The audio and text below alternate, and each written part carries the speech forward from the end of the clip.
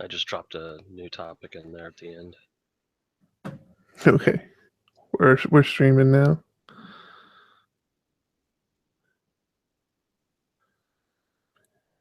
What's this? It was a really good Reddit thread. All right. Oh, let's talk about that.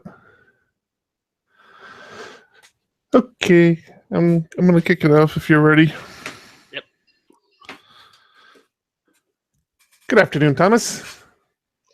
Good afternoon, Eric. How are things? Pretty good. Busy. Packing. I'm Getting ready. packing up the homestead, huh? Yeah, starting to pack up the things that we didn't want to pack up until last minute. Yeah. Entertainment stuff and that kind of thing. You're really doing this, huh? You're really moving out. Really doing it. Started changing mailing addresses and doing mail forwards and all sorts of stuff. Is that still a thing? You can still do Still a mail thing. forwards? Oh Huh. yeah. I, For the mail forward, they charge you $1, they charge you and a buck now? the credit card has to be registered to your current address, so that you can't forward somebody else's mail for you. I never even thought about that. But if you issue a mail hold, they don't ask anything unique. So if I decided that you just weren't going to get mail for a couple months, I could do that for you. I forgot about that. Yeah, that used to be a thing. It's you used to go in there, go to the post office, and have to change your address. It's funny how it's like you've got to wonder how did that ever work? Like before computers, how did that work? Was there somebody in that post office looking through forwards every time mail came in to know what to forward and what not to forward? Yeah, That's crazy. How did things get done? I you've don't got a understand it. mailbox. You've got a mailbox at your house, but you also have a mailbox at the post office, so they can sticky notes onto it and stuff that say not at this This address person's not or here anymore. yeah. That is crazy. The things like the weird little things that you take for granted in your life, and you don't really know how it actually works. It's just kind of like magic. Yeah. I still don't know how I order things from Amazon and get them the next day. It's like to me, I can't get my lazy ass up to go to Walmart to pick up something, but I can order it off Amazon and get it the next day. I don't know. Yeah, It's I've crazy. I've gotten stuff the same day. I've ordered at 4 in the morning and gotten it at noon.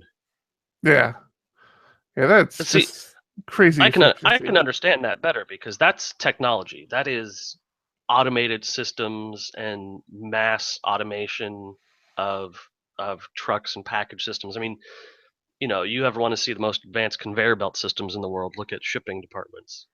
It's Yeah, cool stuff. But yeah. regular old mail, it still mystifies me that they managed to get it to me on a regular basis. What do you even get in mail anymore? I mean, I get things in mail, but it's like I get bills, but I get the bill online too. I'm one of these bitter bill payers where it always says, "Hey, save the environment. Click here to do electronic billing." I'm like, yeah, I'm all down for that if it gives me a discount. If it doesn't give me a discount, I want you to spend the money on the paper to send to me because you're making me send you money. So, Well, and sometimes they'll charge you to do it online, which is even more uh, absurd. that's nuts. I haven't come across that, but yeah, I'm a spiteful bill payer. It's like I'm going to make you do all the work you have to do, unless you're willing to cut me a deal. I think isn't that a credit score grade? It's like in the 5 to 600s, you're a spiteful bill payer. Above 600, you're a gracious bill payer. Yeah, that's probably me then. So it hasn't been that long since we last talked, right? We did our last podcast on Saturday. Yeah, I was worried we weren't going to have enough news topics here, but boy, we got a quite a bit of good news and stuff to cover. And Well, had some exciting things happen. Yeah, and one of my favorite stories so far this year. I can't wait to get to that one. I bet you I know which one it is. Yeah. What have you been up to at work? Oh boy, I've been doing a migration from 4.2 to 5.3, Mm, and I've been covering my boss's butt because he's flying all over the world. he's flying all over the world, really. Got himself an exotic girlfriend. Nice. Yeah, so he's skiing in the Alps and that kind of thing. 4.2 to 5.3. That's a pretty big leap. Oh yeah, it's disgusting. And it's got How it's a lot of my old code, and it's all in the 4.2 format, so everything's accessed with facades. Uh, the things like input are completely deprecated for request. You know, mhm. it's giving me a headache. So that's got to just be a lot of manual going through the code and updating things, right? Yeah, yeah, and it's actually at a point where pages will render now, Hmm. um, but not all of them. There's a lot of them that are like, I have no idea what it is you're asking me to do here. And unfortunately, this is one of our more complicated systems. It Yeah. actually handles text messages, phone calls, MMS messages, and it has huge amounts of back end administration. So, uh, I was thinking about the Laravel, what's Shift, it called? Shift. Laravel shift. Mm. Yeah. Um, but Laravel Shift would have come to a screeching halt trying to connect with this thing because there's so much custom code. Yeah, and you got to do shift in steps too. So you would have had to pay for each Laravel upgrade from 4.2 to 5.3. So it's not like you pay from 4.2 to 5.3. You got to go 4.2 to whatever the next was there 4.3 to No, uh, it'd be 4.2 to 5, and then 5.1, 5.2, 5.3. right. So you would have had to pay for each one of those steps. And yeah, like you said, just custom code aside, each one of those jumps has a bunch of things you have to address, and it prob- probably would have been just as messy. I don't know. Yeah, and it's actually three separate packages that we maintain just for this one application. So we would have had to pay it three times. Yeah, and so that's actually one of the things I've run into with trying to do even smaller upgrades with Laravel is I'm running into a couple times where there aren't packages for the new version of Laravel, Yeah, or and the package doesn't work. Um, that dependency's kind of bit me in the butt a couple times. I don't know how I feel about it, to be honest with you. I have one company that changed the package between versions. So they released a new product and deprecated the old product during the 4.2 days, Hmm. and it's not a compatible upgrade between systems. So trying to do the minimum amount of work, I ran into the fact that that whole package, which handles user authentication, just doesn't work. Yeah, yeah. It's we talked about this a couple podcasts back about just trying to keep up with upgrades and updates, and it's such a challenge. We were talking about the challenge of having all the different layers, the application layer, the server layer, all the layers to keep up the OS. But even within the application, with Composer and leveraging all these third party packages, you can handcuff yourself to a version, not even know you're doing it. Yeah. Yeah, that sucks. Well, the interesting thing for me though is that it has started giving me experience with package creation for long-term support. No, what do you mean? So So we've got these packages that we made to sort of help out across our universal environment of projects. Stuff that just handles the way we do billing, for example. And now that components are getting upgraded sort of left and right, those different packages need to be upgraded for different versions at different times. So I've got some new experience tagging for Composer or creating READMEs that are compatible across versions. So when you go to Packagist and look up a package, they'll have a README that links to an older version. So it'll say if you're looking for Laravel 4 support, click here, and click here will link to the README doc for a specific tagged commit. Mm-hmm. So there's interesting little things that you can do to help out your users. And I've also run across a very cool package called testbench by Orchestral. Mm-hmm. And this is a Laravel testing helper for package development. So it's not just testing your application, but it's testing your package for the purpose of being included in other people's projects. So what sort of things does it test as far as a package goes? It tests that if you have routes or migrations in your package, that they will get properly propagated to whatever system they're being used on. It tests migrations and path checking model factories if you've created them for your package. This is It's Laravel specific? Yeah. So when you install a package in Laravel, you need to apply the service provider and maybe a facade or alias pointer. And in some packages, you need to publish configs and views and routes and migrations. So this is a test bench just for making sure that that stuff gets deployed correctly. So you can quickly say, did my change here, would it successfully install on someone's Laravel 5 deployment? Or That's pretty slick. would it work? They have versions for every Laravel version level. So if you want to make sure that your app is 5.4 or your library is 5.4 compatible, then you get the 3.4.x branch of the test bench, and voila.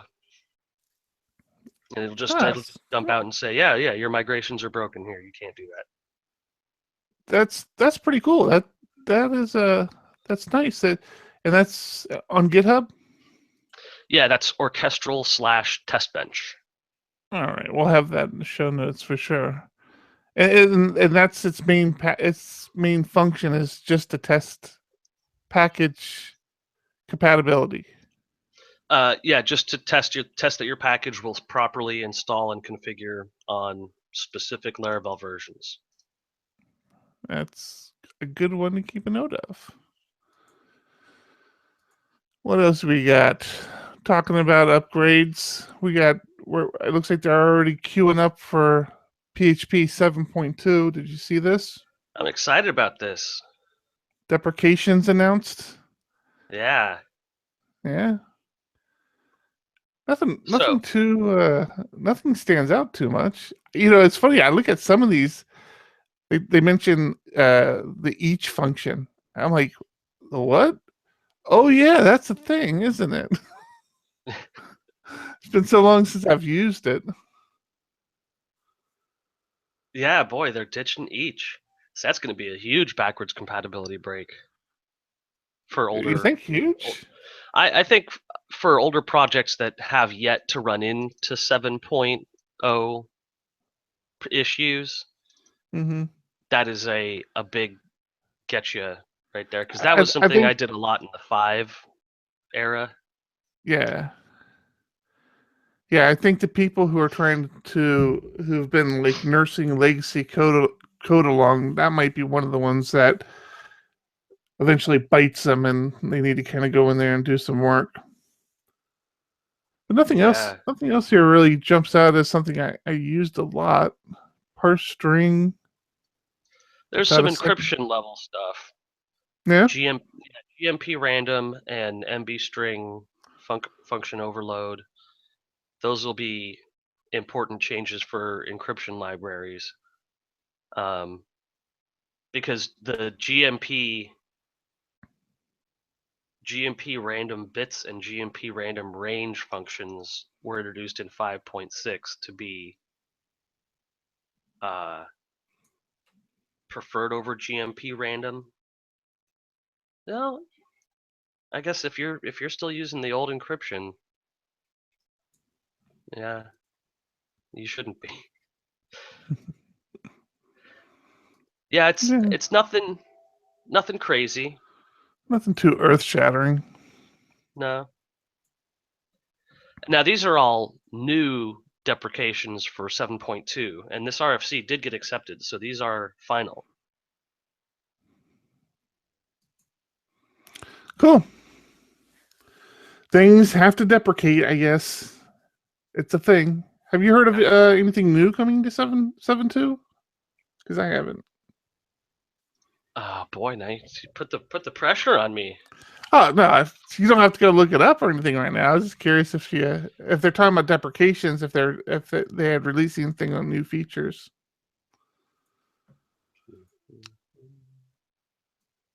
You know who does have a new feature? Who? GitHub. What? What's so funny? I don't know. It was funny to me how I try to Because force that it was right segue. there on the screen. I'm just like trying to force a segue here. Yeah, GitHub now you can tag projects. That's kind of cool. Yeah, I didn't know what I didn't really know that was a new thing. Yeah, I think it's new. It must be new. There's an article talking about how it's new. They're plugging the hell out of it.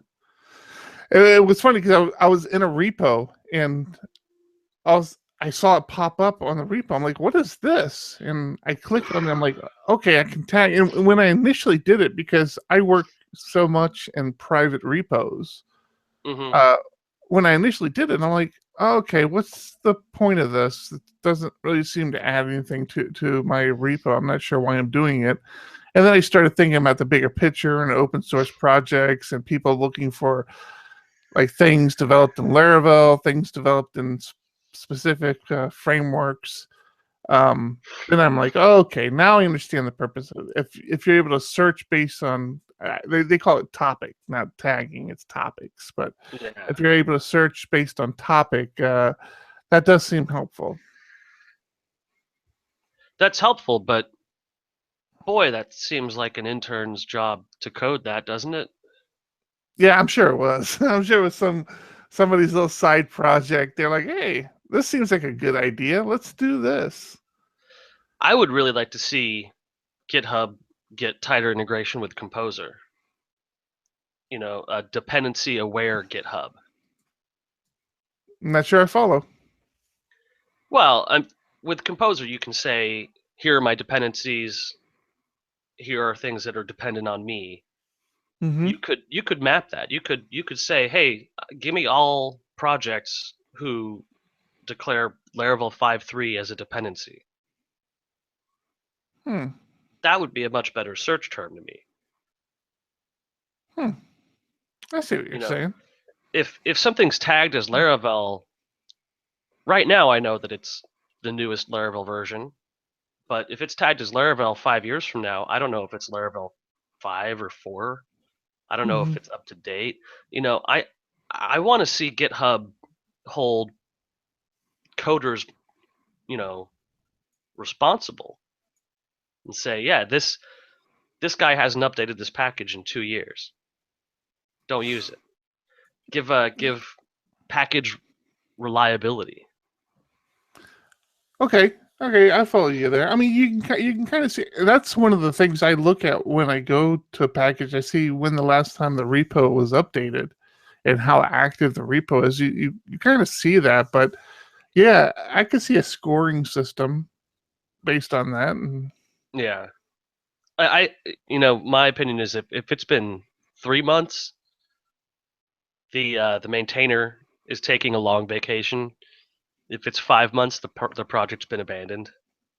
mm, I usually give it a little bit more time than that, but yeah, I agree. It's been like that recently for me because of PHP 7 and 7.1. Is that if you haven't gotten on board with PHP 7, then your package is out of date completely. And if you haven't gotten on board with 7.1, then you're just not trying. Yeah. So I came back to work last week. When we talked, I had just gotten back from a nice long cruise and a little short vacation. Had to get back up to speed on a couple projects. Bringing on a new developer, working on a couple new contracts. Been a stressful week, a Yeah, little bit. a little. Yeah. Um, but you know who had a much more stressful week? GitLab. Yeah, I'm gonna guess that they had a rough week. That was one of those weeks where you're like, I have made some poor life decisions here. The good news is, GitLab is now looking for a backend developer if anyone is interested. The GitLab has really been in the news a lot lately with the pricing structure change over at GitHub, which is, again, John and I, my business partner, looked into once more because we had a client who has a lot of repos and not a lot of developers. So they have more repos than they have developers. And they they needed more repos. So we looked at the pricing structure and it's like, hey, you know what? If you go to the new pricing structure, your costs are going to increase a little bit, but it's not that bad, based because of the fact that you're getting unlimited repos at that point. The additional cost, and it kicked up their bill by like 20 or 25 bucks. So it's like, yeah, you would have had to pay that additional 20, 25 bucks to get the next tier of repos anyhow. So let's just pay it per developer, get unlimited repos, and life is dandy. But for my company, where we tend to have more developers, and it's one of the things that's frustrating to me because as developers on your team, and with we have contractors who don't work with us full time. Like they'll come in, they'll work on a project, one specific project for a couple hours and be done. And but they still have to be on our GitHub team to do that, to have access to the repo. So Yeah, they're full cost to us. We have to pay full price for them. And we have a good range of developers that we like to have at the handy uh, for different projects. So we keep them on our team. Maybe they work on a project here and there, no big deal.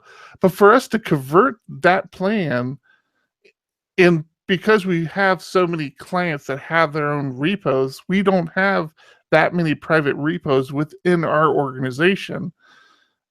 With that structure, the pricing just turns it on its head. And we've been looking real hard at GitLab, thinking, okay, maybe it's time to convert over to GitLab for our stuff, because it's just the pricing model is not there on GitHub that makes sense for us. And well, that was a go ahead. they have an amazing compression algorithm too. They Who's can that? turn GitLab is they can take 300 gigabytes of repos and compress it all the way down to 4.5 gigabytes. I'm not. I'm not sure if delete is an actual compression approach. Yeah, I kind of went on a tangent there with GitHub, but yeah, back to the GitLab issue. So we have all had that. You're not a Unix administrator until you've at least one time in your life have done an rm-rf/. It's like until you've done that and had that moment of, oh my God, what have I just done? You're not a Unix administrator. So I can totally appreciate what happened over at GitLab. I actually I'm gonna correct you on that one. You're a junior administrator when that happens. When that happens, you're officially a junior administrator. When someone below you does it and you have to fix it is when you're a system administrator. And this post is clearly written by the senior system administrator because it breaks down step by step which users had to do what and who had to do a kill process on the rm-rf. So props to GitLab. They were very transparent about the incident from the get-go, all the way to the point where they started live streaming the recovery. You could go to YouTube. Yeah, and they watch. started live streaming a potential suicide. It was a risky move, but it was transparent. I remember looking at that video and saying to myself, I don't think I can watch this. I had it up for about 30 seconds and it gave me this cold shiver like I was watching a ghost. It definitely looked like a few of the engineers had not slept for a very long time. Yeah, I'm and you know, this is during the process where I'm watching episodes of Silicon Valley where the webcam falls down into a crevice and the guy is being live streamed dying. Oh, I remember that one. I watched that episode that same day. Is that show coming back? Yeah. Oh yeah. I haven't watched season 3 yet, but it better.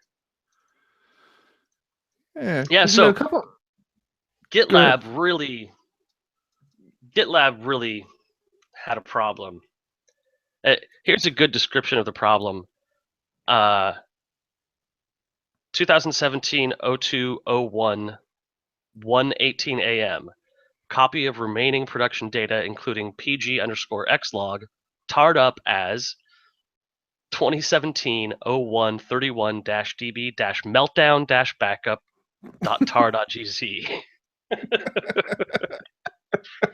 When you are naming your backups by date meltdown, you're in trouble. Yeah. So what happened at GitLab? First thing, none of the repos were at risk, is my understanding. They were never deleted. It was really this database that got nuked, right? Yeah. So it started with some kind of spam attack that they tried to mitigate, and then a database cluster stopped replicating. The Postgres team came on, couldn't decided that there were too many semaphores open, which, if you deal with databases, is just the worst. God, that's the worst. And at this point, frustration begins to kick in. Earlier this night, team member 1 explicitly mentioned he was going to sign off as it was getting late, but didn't due to the replication problems popping up all of a sudden. Third incident. Team member 1 thinks that perhaps PG base backup is refusing to work due to the Postgres data directory being present. Decides to remove the directory. This is where things go really bad. Oh, yeah. Because what happens is, I guess they think they're on one cluster and they're actually on another, and start to remove the directory of the wrong server. Yeah, and there's a hidden story in this, which I believe the person writing this incident report is trying to state, which is that team member 1 was too tired and didn't have a replacement to take the workload. and that this mistake was the result of working, 38 hours straight. Overextending yourself. Yeah. Yeah. And I think that's a good lesson for any company to learn, is that you may only need one guy to maintain your system, but when that guy is pushed to 16 hours of work in a single day, you need to cut him loose, even if he doesn't want to. Yeah. If the guy doing your system recovery is burnt out and he doesn't want to let go, you have to kick him out of the office, because he'll eventually drop your database. Yeah, we had a long talk about that with one of the places I worked. There kind of became this thought of, hey, if we get this much work done in 8 hours, if everybody pulled an all-nighter and worked 24 hours, we get this much work done. And that productivity scale does not scale like that. I mean, it has a very sharp drop off, and after somebody stops being productive, whether that's 6 hours, 8 hours, 10 hours, 12 hours, whatever that is, that drop off on productivity is steep and Yeah. will not come back. And if you're the one pushing yourself, trying to be more productive, and you're trying to do this method of just working more and working more, you may not see it. And sometimes it takes somebody walking up behind you, saying, tapping you on the shoulder and saying, hey, you need to take a break. You're not getting anything done. You feel like you are. You think you just have to work a little bit more and you can get all these things accomplished, but you're not. The errors you're making are getting greater, and it's just you spiral down real quick, real fast. Yeah, it's like trying to drink yourself sober.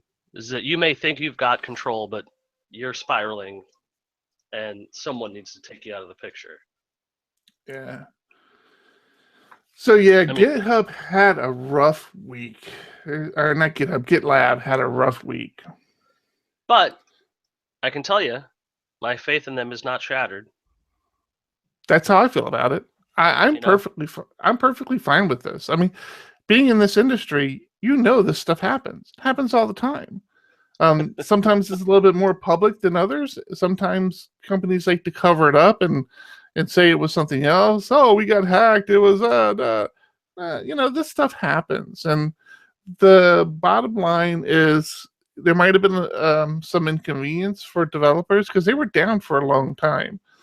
yeah, So there could have been some inconvenience for developers.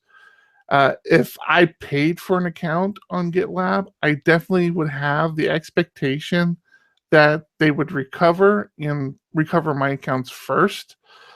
But ultimately, they recovered, and I didn't hear a lot of fallout about missing commits, because that was the big thing that they were talking about, were the commits, and I think issues might be lost or something, and I didn't hear a lot of fallout about that. So this stuff happens. They were very upfront about what happened, very transparent on what they were doing to recover. They spun up Google Docs. They had a pretty regular Twitter stream going, and then eventually they started the YouTube live stream. So yeah. I I'm mean, fine if with it. you've ever been working and your Comcast provided connection goes down, you have no idea when it's coming back. Mm. Even with high level SLAs, they'll just say we're aware of the issue. Mm-hmm. So to sit on your thumbs and wait for that is far worse than having a live stream of information about what they're trying to do. Uh, I'm my favorite, very impressed by their my response. my favorite was I was working in the enterprise. We had a data center in Virginia. We're here in San Diego. Our data center was in Virginia, and it goes offline. And we're like, what the hell just happened? And we're not talking about one system, two systems. I'm saying the data center went offline. And so we're scrambling. We're trying to get in touch with the data center. It turns out there were a couple miles from the data center, there were people digging, trying to steal copper wire, and they cut right through the fiber to the data center and took them offline. It's like, okay, yeah, this sucks. It's like, despite our best effort, despite having disaster recovery failover, it can all go to crap very quickly. And it was funny because we're right in the middle. We were initiating our failover, our disaster recovery plan, which entailed physically going to the data center, getting the latest backups, going to another data center, and restoring things. And that's a process. I mean, that doesn't happen instantaneously. And so, it's like they're trying to fix their, they have to get the people out to fix the fiber. They're fixing the fiber. We assume they'll have the fiber fixed before we can fail over, but we have to continue our disaster recovery plan because if something goes sideways for them, we need to get back online. And it was a mess, man. It was such a mess. Yeah. Yeah, you can't account for everything. You can just try. Yeah. So, what else we got? I'm shuffling this around. Yep, moving things around. That's fine. That's fine. I'm gonna give you. You want to move to Spark? We can talk Spark. Laravel Spark. Yeah, that's just a side. I thought it was kind of a side note. Obviously, with Laravel 5.3 release, Spark is going to be not too far behind it. So now, Spark 4 got released today. I'll tell you what I like the most about this. About Spark? Yeah, about this 4.0 update. Okay. Is that updating your version of Spark from 3 to 4 has one command. It's artisan spark update -- major. Yep. Now, I'll tell you why I like this. Is that one of the things, well, not one of the things. What Spark is a lightweight version of the Laravel framework. It's a lightweight, basically just the dependency injection mechanics, and that's it. No. You're thinking Lumen. I am thinking of Lumen. Oh no. Good try though, buddy. Yeah, no, Laravel Spark is the package that Taylor created to manage groups and teams and take payments, and it was all like that grunt work that you typically do when you're trying to create a SaaS or some sort of application where you have a lot of group management and subscription, where you want people to be able to subscribe to a service. You better edit my previous statement out.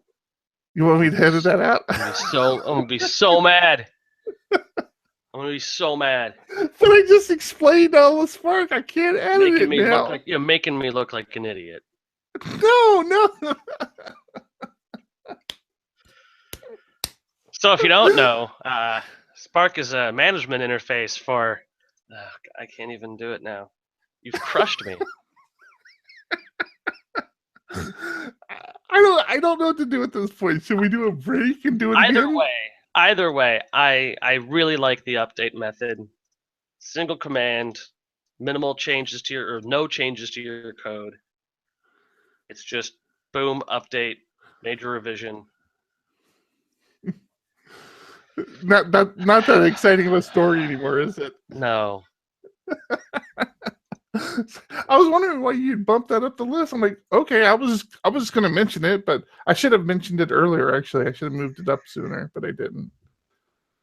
So, what are we at? 40 minutes. I can recover. Yeah. Can you recover? You got time to recover? Well, not with this story. No. I'm queuing you up, man. I'm queuing you up. Relax. Since we were talking about GitLabs and GitHub. More GitHub. I stumbled across a cool little site, and but I couldn't get it to work. It's called commit print. You know what I had a problem with was getting it to work. It's called. I'm gonna try. I'm gonna try again because I'm not sure. Maybe they were down or something when I tried earlier. But they have a site called. Oh, look at that! See, now it's working. Ha ha! See, you don't know, son. You don't know. So the site called commit. Nope, still not working. Hold on. Let me see. Do I Yeah, have no, to choose it? it's now claiming that it's working, but it's not actually working. No, it's working. You have to choose a year. I didn't choose a year. That was the problem. Um, can you choose multiple years? No, you can only choose 1 year. Ah, I see. That doesn't seem as cool at all because I'm only seeing one line. So commit print. What this does is it ties into your. You don't have to authenticate it or anything. You just put in your a GitHub name, and it pulls their commit history, and you can create posters based on your commit history. So sounds a little geeky. I hear you. I know that's what you're feeling. Oh, you can select multiple years. I guess it depends on the poster you have. But yeah, you select you put in a username, you select the design, the poster design style you want and the colors you like, and it generates some pretty cool looking little posters based on your commit history. I like geeky things. It generates some theoretically cool posters based off your commit history. Unfortunately, as we've discussed in the past, my commit history is decidedly barren Well, on public repos. you can publish now. This is a feature that they released um, within the last year. You can with on your little wall where it shows your commit history, you can actually publish that now, even on private repos. You actually have a different problem though. You don't use GitHub. That's Yeah, your I'm problem. just You guys use the enterprise Git Vault, if I remember yeah. correctly. So you're not actually on the public GitHub. So all your commits aren't even translating over. That is a problem for you.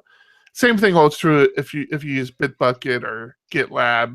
This doesn't help you.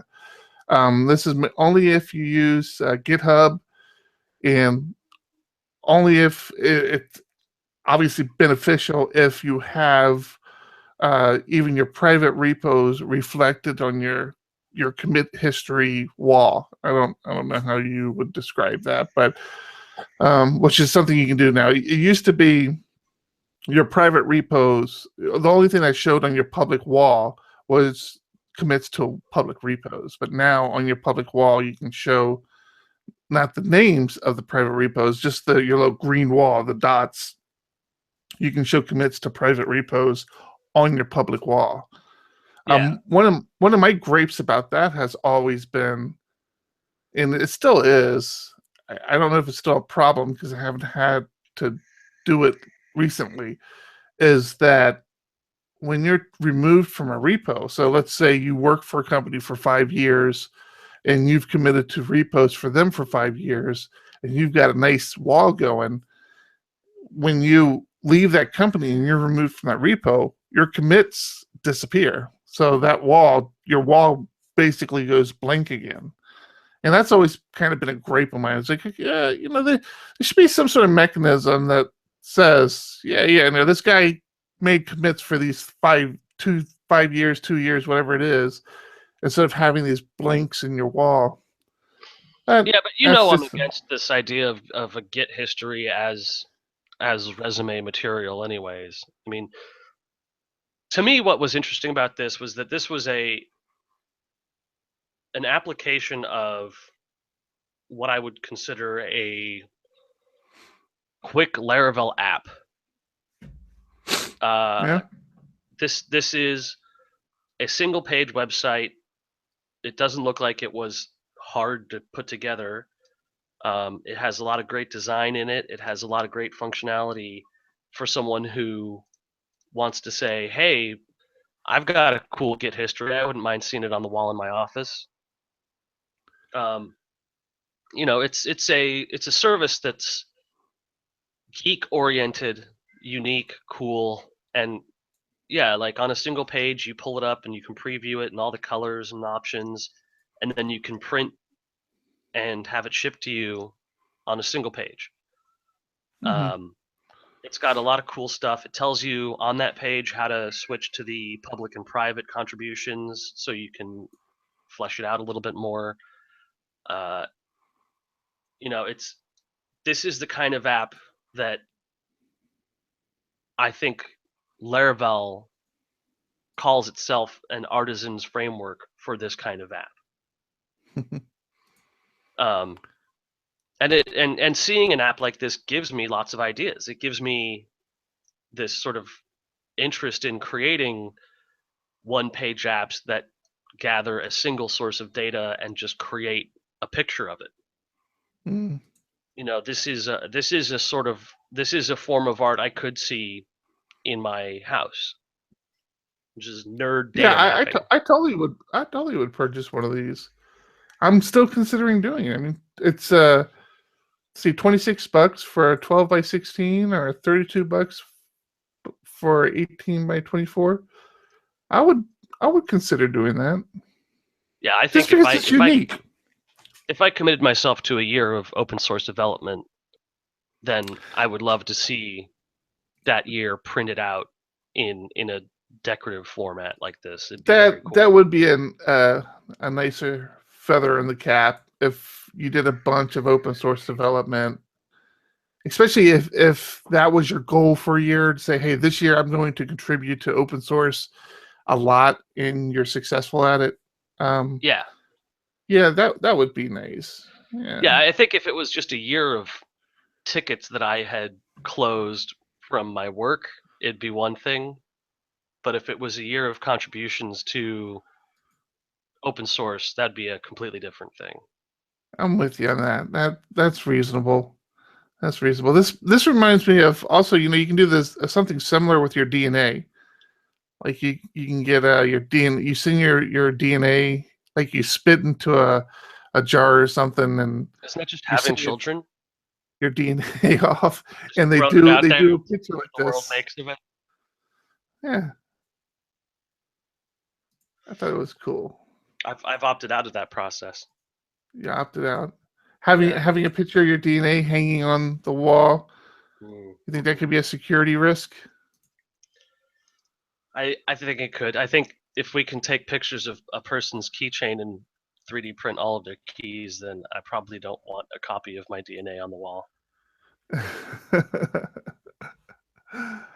Police could come in, say, "Yep, this is our murderer. There's his DNA printed right there. We know it's him."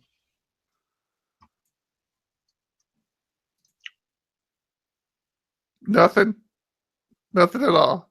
You got to give me a second. Give me a second. Hold on. You can edit this down.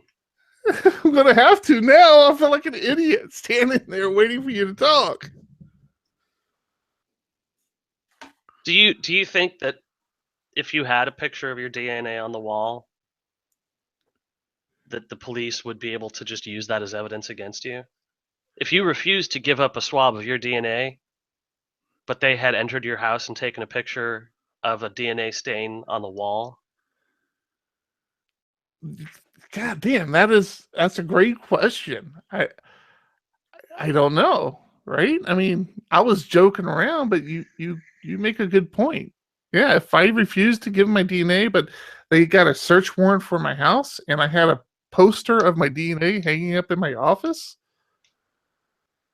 That's cool. Why? That's a great question.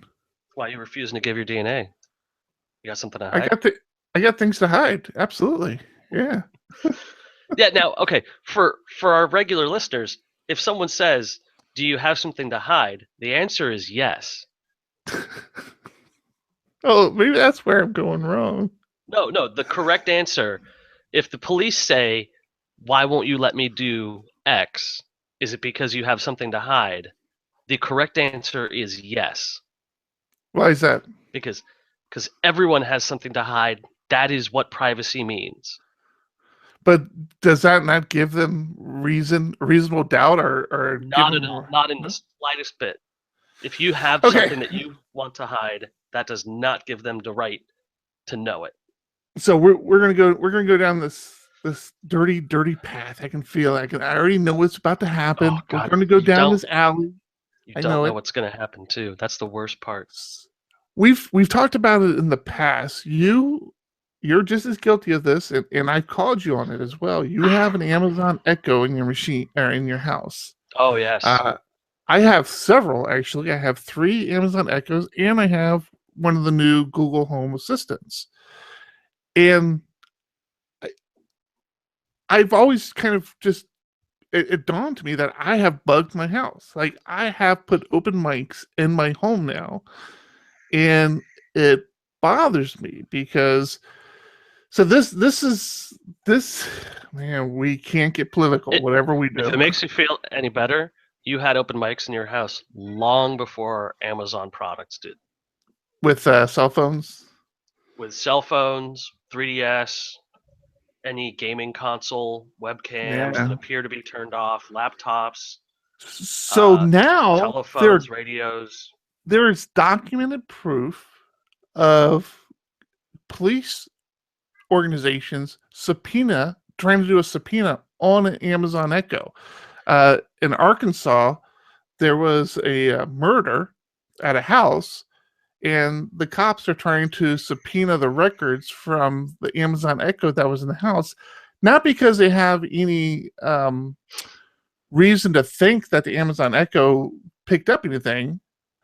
Just because it's just like a blind, hey, yeah, we want to see what this Amazon Echo recorded in this guy's house during the time of the murder, because we And that's think where he they'll could. lose.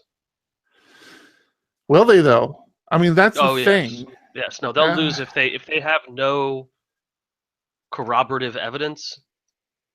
Now, that brings us to this story, which has been really making the rounds in the tech circle on the web. I'll give you just the headline here. Suspecting arson, cops subpoena homeowner's pacemaker logs, then charge him with multiple felonies. that's So nuts, right? the opening line is nuts. Let me give you just the closing line.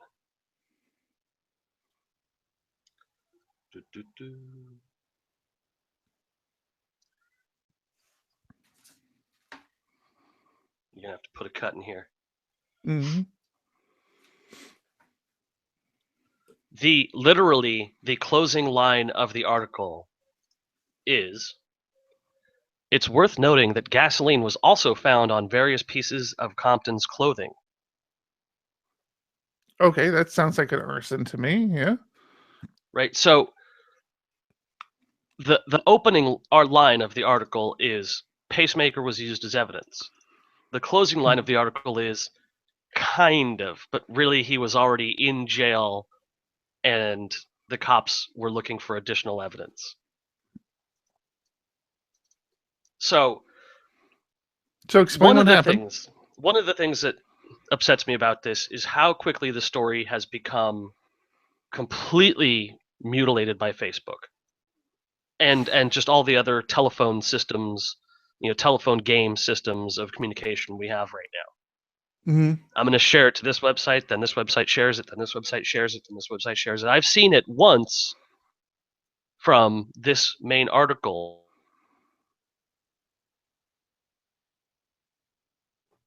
quoting Network World.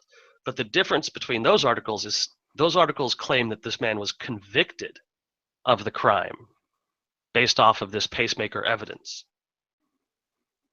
They do not go into all the other data that was related, the reason why this data was incriminating, the reason why a warrant was actually issued. Yeah, but I think the bigger picture is, did they have the right to issue a warrant, and do they have the right to that information? Now, they I had mean, a this right is to issue the warrant to anything. The police can issue a warrant for your phone or for your computer history. All they have to do is say, we want it. And that's Mhm. fine. They can issue a warrant over anything they want. The thing that is indemnifying here is that they got the warrant. Right. So I think that's the story. So the story is, despite any other evidence that they might have had that this person had committed this crime, which was arson. And it sounds like there was other evidence. It's all fine. The story here is that they issued a warrant, or they issued a. It was a warrant, right? Yeah, they issued a warrant for the guy's records, the log files from his pacemaker. And then they took that information and lined it up to the crime and said, okay, look, this guy's heart rate starts to elevate when the crime is occurring. That kind of gives you indication that maybe he's doing something wrong here. So that's And what's implied in the article. mm-hmm. But that's not actually what happened. They're not measuring that he had an elevated heart rate during the commission of a crime. So, actually, can we put a pause break right here? Yeah. I gotta get a drink. I'm gonna dry my mouth out with this one. Yeah, I'm thinking the same thing. I'm gonna do the same thing. I'll be right back.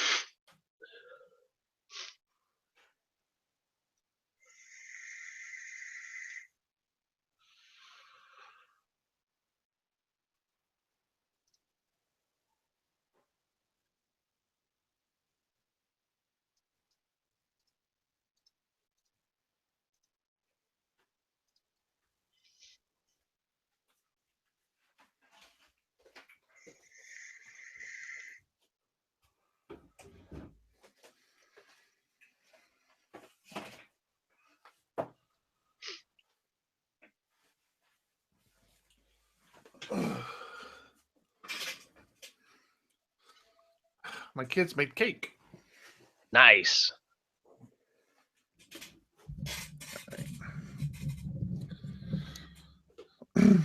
So, just because we have thing running, we're at about probably 3 or 4 minutes left. Okay. So there are a number of things to be concerned about here, which is the police were looking for information specific to activities that they knew had happened, which is that the guy had moved a large amount of items of sentimental and financial value out of the house. So he had taken things and created a pile in his backyard to save from the fire that the police said was impractical for him to have actually done. Then they went to the judge and issued the warrant based off of that and the fact that he had gasoline on his clothing. And that resulted in them getting this pacemaker footprint. And I use the word footprint very specifically because in the same way that he left traces of committing the crime in the logs of his pacemaker, you could leave traces of a crime with your boot print outside of somebody's house if you were going to rob their house. But I disagree, though. So whether or not they just used it to Corroborate.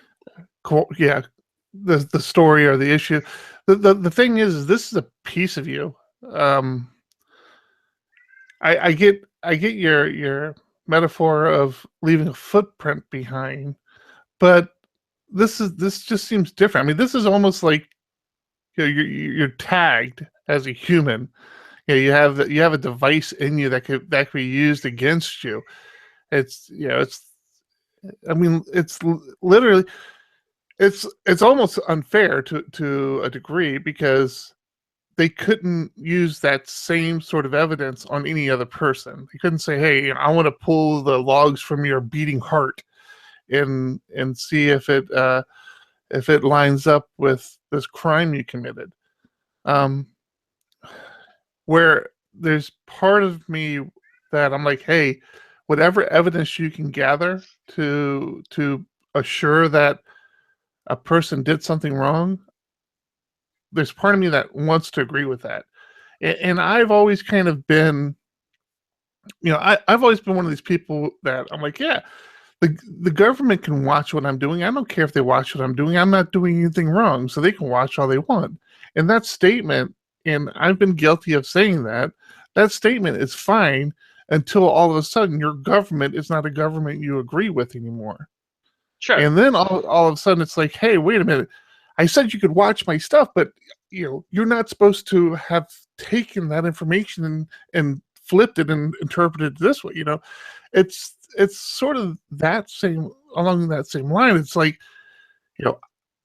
yeah, I need a pacemaker. Pacemakers are going to save my life, but do I want to risk that ever being used against me in a court of law? And, if it's used against him, could it ever be used to clear him? Like, if those log files had come back and showed, oh, yeah, this guy didn't do anything, could that... I don't know. I'm on the fence about this one. It's all like... I'm going to throw a wrench in it here.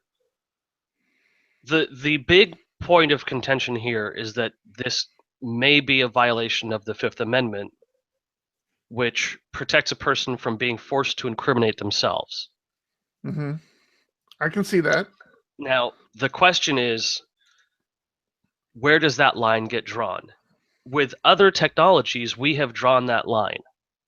So when we check your DNA versus DNA found at the scene of a crime, we can freely collect your skin cells off of a glass or a windowsill at the crime scene.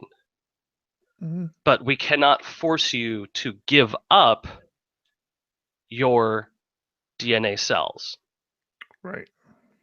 So even though those cells that you would be forced to give up are exactly the same as the cells that you accidentally shed in the commission of a crime, we can't force you to open your mouth and let us swab your cheek.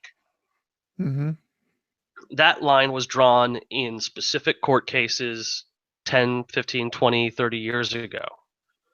The question now is, what will the court cases be that draw the new line of what defines personal information? Now, if these log files were stored on the pacemaker only, and he had prevented them from physically reading them off the pacemaker with some kind of wand device, then that would be one argument. But if they went to read them off of his heart and he didn't stop them, that would be another argument. Mhm. But if they were stored on a machine in his home that was under a search and seizure warrant, then those Or log files. even if they were even if they were stored on a server in the cloud, right? It's like, should they still be able to access those log files, But regardless of we, whether or not it's on him? if he was suspected of a crime and they had gathered a subpoena for his computer, not for his pacemaker, but for his computer, Mm-hmm. and his computer happened to have this pacemaker data on it, would we be having the same conversation? Right, and I think that's one of the things that we need to think about as a society, as a free society, and one that believes in civil liberties and civil rights. Is, where are those lines drawn? It's just because that information is no longer physically in his body, in the sense that it's now a log file that's been stored somewhere else.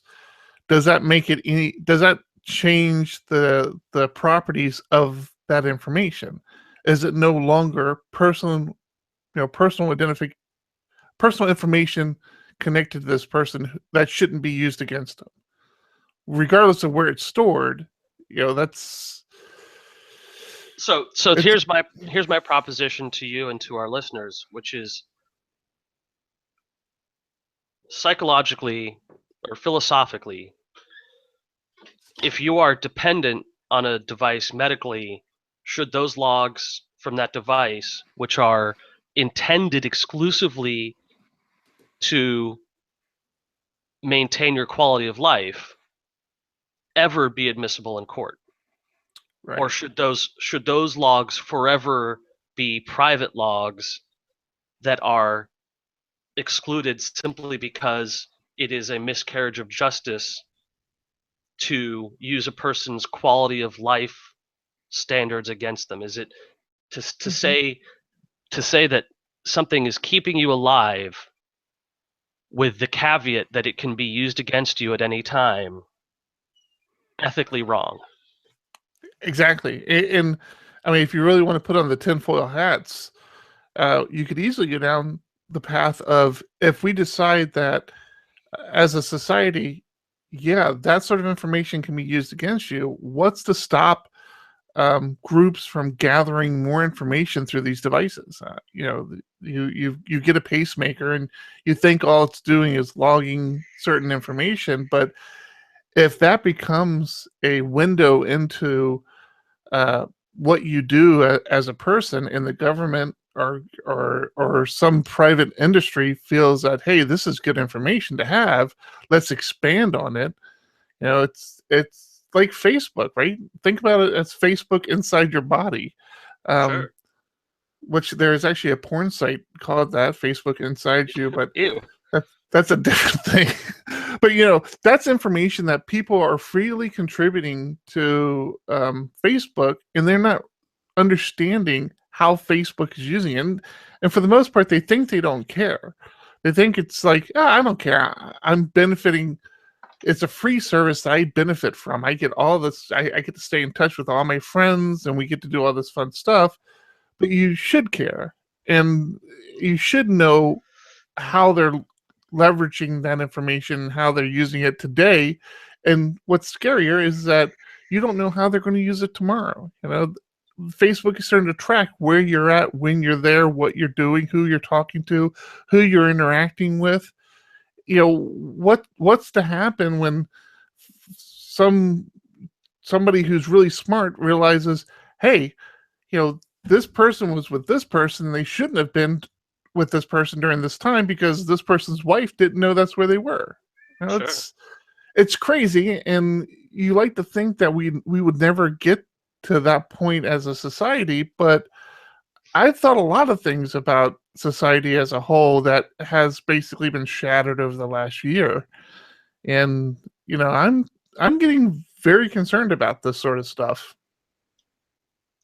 Yeah, and I think if you look at what service that these pacemaker logs provide, it is very literally a memory of events that occurred. Without the pacemaker, there is still a log of the events as they occurred. Mm-hmm. The thing is that log is in the person's brain. And Yep. we're coming close on a time where we could, if we wanted to, probe a person's brain and say, what was your heart rate when this occurred? What was your mood when this occurred? Would that be a violation? Mm-hmm. And now is the time to determine whether or not that is a violation of your rights. Now is the time to expand the Fifth Amendment or at least redress it and say that this data is private and can't be used by a company even if they trick you into giving it up. Yep. Yeah, I agree. Also, cyberpunk is real. We live in the future. It's Is, complete. man. It's We complete are in the chaos. future. You know, I keep. You know who keeps dropping off of Facebook? Who? Savvy people. Who? Savvy people. People who have their finger on the pulse. To me, my friends in the tech industry are disappearing from Facebook I know I because have. they're getting scared. Yeah. They're I seeing things actually. happen and it's terrifying. I've had some stuff happen recently where I just went, "Oh, Jesus, I've got to get off social media. I've got to get Yeah. off cookies." I mean, I'm not a JavaScript blocker. I don't block all JavaScript on every page. I don't block cookies. I don't worry about it. But Mm-hmm. lately, dude, I am freaking out Yeah. because I've got a new address, you know? And Amazon knew about my new address before I could remember it. Yeah, Just you tell knew. them once, they remember. I never told them. Oh, you had to have told them. Nope. They had it figured out. Come Mm-mm. on. Mm-mm. You're trying to tell me they figured out where you're moving to I'm without you telling you, telling them? I'm telling you that Amazon suddenly started recommending cold weather clothing that I have never had any interest in before. It just started saying, "Hey, Are you sure you just think about haven't noticed think it about." all of a sudden? It's like you get a pink car and then all of a sudden you realize, hey, there are other people driving pink cars on the road. I never noticed that before. Nope. I'm telling you, the the search engines, the stores, the stuff we use online is tailored to every individual, Mm-hmm. and it is constantly undergoing revision. And if you are looking for houses in Colorado, Amazon knows, and Amazon wants to get you cold weather clothing. It's scary. You're scary, man. You're scary. You pulled me down into your little doom and gloom world today, I and I don't know. appreciate it much. My dark little circle. Oh man. All right. It's late, man. We're calling it. We're wrapping this one up. At Putting a some pin on point it. in the future, some of these podcasts may be used against us in a court of law. In the near future. All right, Thomas, I appreciate everything you've done for us. Eric, it's a pleasure. We are going to wrap it up. This has been episode 48 of PHP Ugly. I'm Eric Van Johnson. I'm Tom Redacted. Keep it ugly. Keep it ugly. I almost Damn, hung up on you again. We should have. We should have started that. We should have started that discussion early. That was a good talk. Yeah,